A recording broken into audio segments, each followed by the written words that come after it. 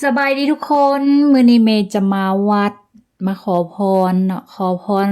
ให้ทุกสิ่งทุกอย่างที่เมย์ได้เฮ็ดลงไปขอให้ประสบผลสำเร็จขอพรกับวัดพระแม่ศรีเมืองเนื่องในโอกาสที่ได้พาลูกค้ามาเมย์ก็เลยเก็บคลิปมาฝากทุกคนเนาะพาลูกค้ามาเที่ยวมาขอพรที่วัดศรีเมืองบ่เชื่ออย่าลบหลู่เด้อทุกคนเด้อสิ่งศักดิ์สิทธิ์มีอยู่จริงตาเฮาแนมบ่เห็นแต่ว่าจิตเฮาสัมผัสได้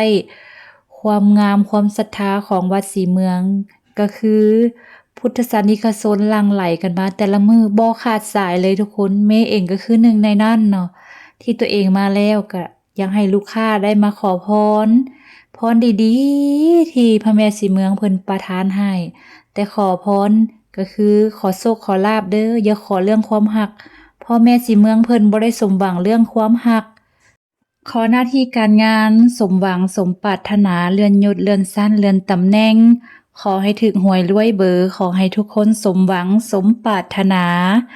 สาธุสาธุขอให้ทุกคนเฮงๆปังๆไปนำกันเด้อ